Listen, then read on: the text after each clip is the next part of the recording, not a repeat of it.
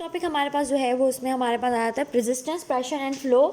जो हमारे पास flow rate है वो डिपेंड करता है, यानी क्यू वेलोसिटी पे और क्रॉस सेक्शनल एरिया पे डिपेंड करेगा, कितना एरिया और कितनी वेलोसिटी जा रही है। This is flow rate. तो फ्लो रेट जो है वो हमारे पास जो है वो डायरेक्टली प्रोपोर्शनल है आर रेडियस 4 की, जबकि रेजिस्टेंस जो होती है वो इन्वर्सली प्रोपोर्शन होती है आर 4 रेडियस के। यानी कि जितना ज़्यादा हमारे पास रेडियस होगा उतना कम हमारे पास रेजिस्टेंस होगी किसी भी चीज़ की। ठीक है, और जितना ज़्यादा किसी का रेडियस होगा उतना ज़्यादा वॉल्यूमेट्रिक फ्लो होगा ब्लड का। ठीक है, उसके बाद हमारे पास ये है कि जो हमारी कैपलरीज होती हैं उनके पास क्या होता है, हैव हाईएस्ट। कैपलरीज के पास क्या होता है, have highest total cross sectional area, क्योंकि वो पैरेलल होती है और लोएस्ट वेलोसिटी, ताकि यहाँ पे हमारे पास जो है ना एक चेंज हो सके। जब pressure gradient drives from high pressure to low pressure जाता है, प्रेशर जो ग्रेडियंट होता है high pressure to low. Arterioles में सबसे ज़्यादा मोस्ट जो है टिश्यू पेरिफेरल रेजिस्टेंस होती हैं, हमारे पास सबसे ज़्यादा आर्ट्रियोल्स में होती हैं। और ब्लड जो है, वेन्स जो है वो उनकी कैपेसिटेंस ज़्यादा होती है जो है, क्योंकि बहुत ज़्यादा स्टोर करती है वेन्स को, ब्लड को। विस्कोसिटी डिपेंड करती है हेमाटोक्रेट। जब भी हमारे हाइपर प्रोटीनीमिया हो, मल्टीपल माइलोमा हो, पॉलीसाइथीमिया हो, विस्कोसिटी ब्लड की इंक्रीज होगी, विस्कोसिटी डिक्रीज होती है हमारे पास अनीमिया में। हमारे पास एरिया जो है सबसे कम होता है कैपलरीज का, और आर्टरीज में सब हमारे पास सबसे ज़्यादा जो है वो कम एरिया होते हैं, और जबकि कैपलरी में सबसे ज़्यादा एरिया होता है, जिसकी वजह जितना एरिया होता है उतना ज़्यादा हमारे पास डिफ्यूजन होती है, उतनी ज़्यादा हमारे एक्सचेंज होती है। वेलोसिटी आर्ट्रियोल्स में ज़्यादा होती है, ठीक है, लार्जर आर्ट्रियोल्स में, जबकि कैपलरीज में स्लोएस्ट होती है। ये सब BNB ने से अच्छे तरीके से बताया। रेजिस्टेंस हमारे पास आर्ट्रियोल्स में ज़्यादा होती है क्योंकि वो कंप्लायंस में कम होती है, जबकि कैपलरीज में ज़्यादा कंप्लायंस होती है, इसलिए रेजिस्टेंस जो है वो सॉरी वेन्स में कंप्लायंस की बात है।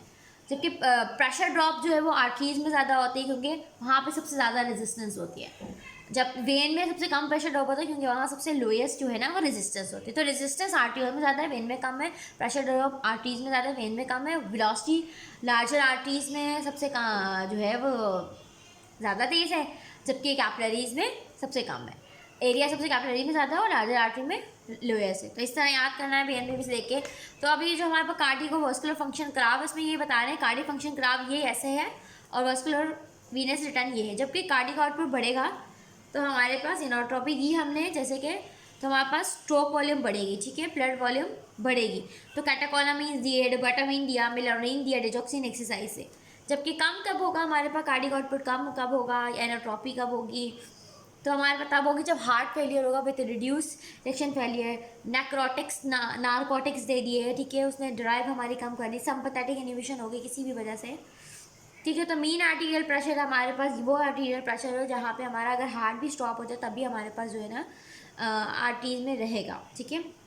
ये हमारे पास कार्डिक आउटपुट था जो रेड लाइन में है, और ये हमारे पास जो है वो वीनस रिटर्न की बात हो रही है। वीनस रिटर्न बढ़ता है जितना एनोट्रॉपी होती है, जितना कम होता है उतनी वीनस रिटर्न कम हो रहा है, वाइस वर्सा जाता है। अब हमारे पास वीनस रिटर्न जो है डिपेंड करता है कि अगर हमने किसी बंदे को फ्लूइड दिया या सिंपैथेटिक एक्टिविटी की तो वॉल्यूम भी बढ़ेगी, वीनस रिटर्न भी इंक्रीज होगा। जबकि हमारे पास अगर वॉल्यूम कम होगी जैसे हेमरेज में और स्पाइनल एनेस्थीसिया में, तो कार्डिक आउटपुट भी कम होगा। तो ये दोनों डायरेक्टली प्रोपोर्शनल है। स्पाइनल एनेस्थीसिया में भी हमारे पास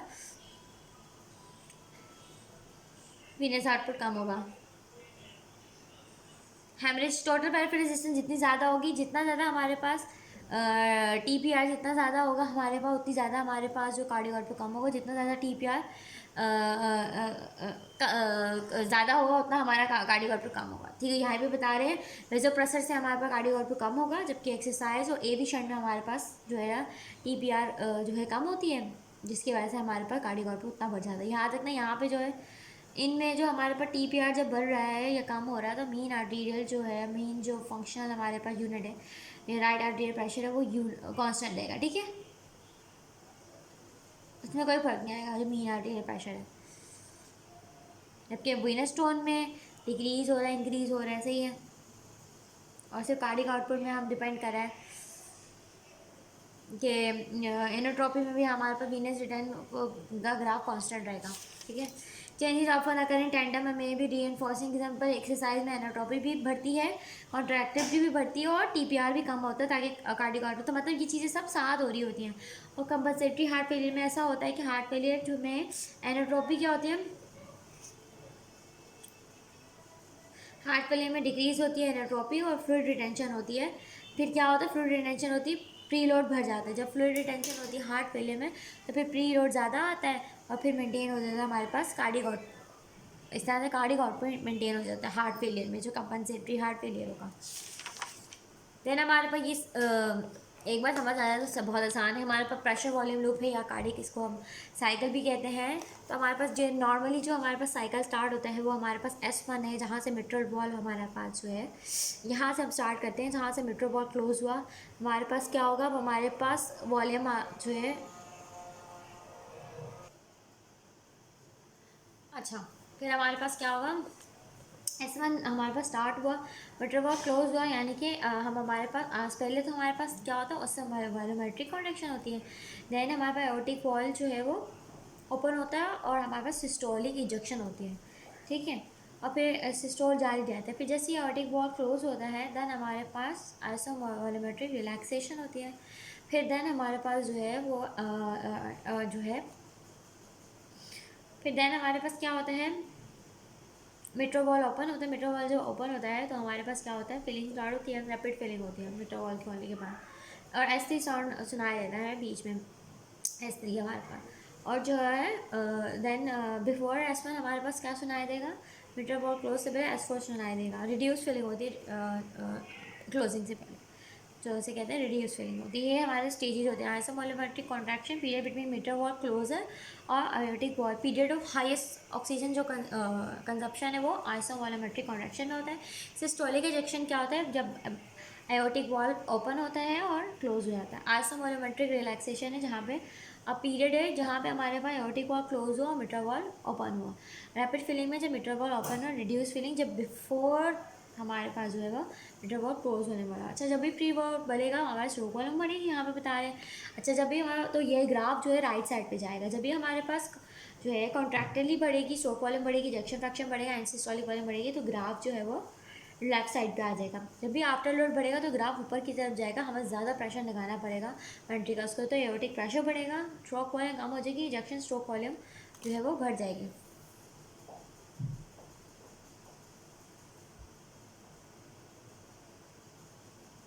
एंड सिस्टोलिक वॉल्यूम बढ़ जाएगी, स्ट्रोक वॉल्यूम कम होगी तो एंड सिस्टोलिक वॉल्यूम बढ़ जाएगी, ठीक है। अब हार्ट साउंड्स की बात करें तो S1 जो होता है वो मिट्रल ट्राइकस्पिड जो है राइट साइड, जो हमारे पास जो है मिट्रल ट्राइकस्पिड वॉल्यूम की उनकी क्लोजर होती है, ठीक है। लॉर्डर्स होते हैं एट मिट्रल एरिया यानी एपेक्स पे, जबकि S2 साउंड जो होते हैं एओर्टिक और पल्मोनरी। मिट्रल जो है वो स्पेसिफिक लेफ्ट साइड के जो होते हैं वो हाई होते हैं, क्योंकि हाई प्रेशर होते हैं, उनकी आवाज़ लॉर्डस होती है at the left upper sternal border, क्योंकि होती है at the left upper sternal border. S3 हमारे पास मिलता है वॉल्यूम ओवरलोड में एंड अर्ली डायस्टोल, हमें जो साउंड मिलता है उसे हम कहते हैं S3 during rapid ventricle filling पे। बेस्ट हेड होता है ये एपेक्स पे with patient with in left lateral decubitus position, ठीक है। तो ये याद दोनों S3 S4 लेफ्ट डिकोपेटेड पोजीशन में मिलता है। इन इंक्रीज फीलिंग प्रेशर जैसे मैटर एगोटी हार्ट फेलियर थैलेकोटोसिस के अंदर भी हमारे पास जो है, और ये more common in diluted ventricles में है, लेकिन चिल्ड्रन बच्चों में भी होता है, प्रेगनेंसी और अडल्ट और एथलीट्स में भी हमारे पास जो ये नॉर्मल होगा। ट्रिबलेंस होती है क्योंकि ब्लड जो है वो ब्लड एटीएम से मिक्स होता है एकदम जो है वो, एंड सिस्टोलिक वॉल्यूम भी, तो जैसे ही हमारा पेट्रोल वॉल्व ओपन होता है।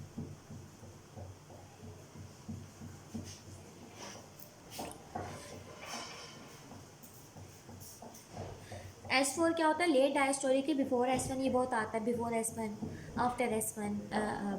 बिफोर S1 कौन सा है और आफ्टर हमारे पास S2 कौन सा है, ये बहुत आता है S3, आफ्टर S3 है और S1 से पहले S4 है, ठीक है। लेट डायस्टोलिक यानी आर्टीरियल किक जब होने वाली होती है उससे पहले जो होता है ना, ब्लड जो इंटर होता है स्टिफ वेंट्रिकल के अंदर होगा, जिसमें जिसमें ये इसका बेसिक है, उसमें डायलेटेड, इसमें हाइपरट्रॉफी हो रही है जब भी हो रही है। High arterial pressure associated with ventricular non compliance, जैसे कि हाइपरट्रॉफी। ओल्डर में तो नॉर्मल होगी, जैसे कि लेफ्ट वेंट्रिकुलर हाइपरट्रॉफी हो रही है, रिस्ट्रिक्टिव कार्डियोमायोपैथी, एक्यूट एमआई के अंदर कंस्ट्रक्टेड लेफ्ट वेंट्रिकुलर, तो इस जब भी रिड्यूस कंप्लायंस होगी तब हम कहेंगे। अच्छा, ये लो पिच साउंड होता है S4, ये मैंने ये लिखा हुआ है।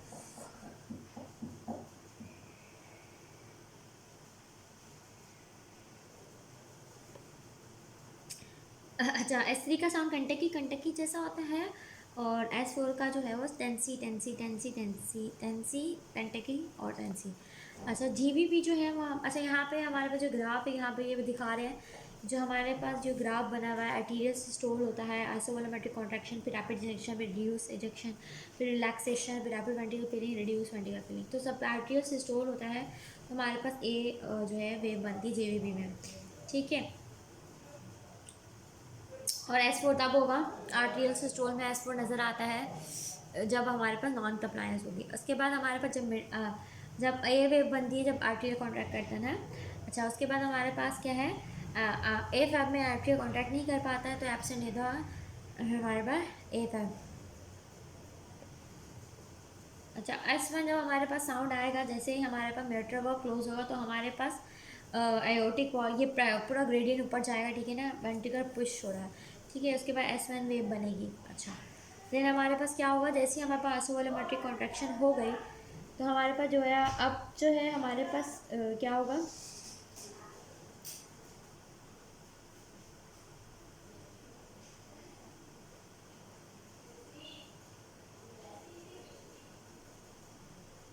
इसके बाद क्या था, हम्म, हाँ, जैसे ही हमारे पास ट्राइगस स्पिट वॉल्व क्लोज होता है तो हमारे पास जो है राइट वेंट्रिकल कॉन्ट्रैक्ट करता है, इसी को हम सी जो है ये बनती है इसकी वजह से। जो क्लोज ट्राइगस स्पिट वॉल्व होता है वो ब्लर जो होता है इंटू 18, जिसकी वजह से सी वेव बनती है। देन जैसे ही राइट वेंट्रिकुलर प्रेशर बढ़ता है, वो पंप होता है, तो एक्स डिसेंट क्या है कि जब हमारे पास एकदम वो जब हमारे पास लेफ्ट वेंट्रिकल पंप कर रहा होगा तो हमारे पास एट्रियम में क्या हो रही होगी, रिलैक्सेशन हो रही होगी, उस फीलिंग पे स्टार्ट होगा, तो वहाँ पे एट्रियल का रिलैक्सेशन स्टेट होगा, डाउनवर्ड रिप्लेसमेंट होगी, close tricuspid valve during rapid ejection phase, reduce और एब्सेंट इन। और ये कब जो है एक्सिसेंट कब डिक्रीज हो जाता है या एब्सेंट होता है, जब हमारे पास रिड्यूस और एब्सेंट इन ट्राइगेस्पर रिगेनेशन और राइट हार्डवेयर। बिकॉज क्या होगा, इसकी वजह से हमारा प्रेशर ग्रेडियंट इतना कम हो जाएगा कि हमारे पास जो है हमारे पास ये एक्सिसेंट जो है ना शो नहीं होगा, प्रेशर ग्रेडियंट इतना ज़्यादा नहीं है। फिर देन हमारे पास वी वेव बंद अब बनती है ट्राइगोस्पिड वॉल्व ओपन होने से पहले, ठीक है। जब हमारे पास जो है क्या हो रहा है, अब हमारे पास रैपिड इजेक्शन हो गई है, ठीक है, और हमारे पास आइसोवोलमेट्री रिलैक्सेशन हो रही है, मिट्रल वॉल जो है राइट एशियप फिलिंग हो रही है, राइट एट्रियम की ना फिलिंग होती जा रही है, तो प्रेशर बढ़ रहा है, जो प्रेशर बिल्ड अप हुआ है ना just before the tricuspid opening से पहले वी वेव बनती है due to volume against the closed tricuspid valve. Then Y descent क्या होता है कि रैपिड जब हमारे पास वाई डिसेंट ट्राइगोस्पिड ओपन हुआ तो राइट एट्रियम ने एम्प्टी करना है राइट वेंट्रिकल में, तो उसे कहते हैं एम्प्टिंग का। अब ये क्या होगा, एम्प्टी जो हो रहा है अगर वो परमानेंट होगा, ये बहुत ज़्यादा वाज़ह नज़र आती है जब कंस्ट्रक्टिव कार्डिक होता है, जबकि कार्डिक टम्पोनाट में तो हमारे पास राइट एट्रियम एम्प्टी नहीं होता है, तो एब्सेंट होता है कार्डिक टम्पोनाट के अंदर। तो ये इस तरह समझाने के लिए हाथ से तो मुश्किल होता है जब हम समझ रहे होते हैं जिस निमोनिक के ज़रिए से। तो A for atrial contraction, C for मतलब ए और सी के दरमियान में ट्राइकस्पिड जो है वो क्लोज हो रहा है, ये याद रखना ज़रूरी है, और राइट वेंट्रिकल कॉन्ट्रैक्ट कर रहा है, तो सी वेव वाली है, सी से एक्स डिसेंड गया, अब एट्रिया ने रिलैक्सेशन करनी है, एक्स डिसेंड वो नीचे गया। वी वेव क्या है कि अब हमारे पास जो है वो जो क्लोज जो है ना हमारे पास ट्राइकस्पिड वॉल क्या गया है, जो volume we for volume tricuspid wall right atria का प्रेशर बढ़ गया, और वाई क्या, राइट एट्रिया में जो प्रेशर बिल्डअप हुआ है वो रिलीज़ हो रहा है, एम्प्टी हो रहा है वाई से राइट वेंट्रिकल के अंदर, ठीक है।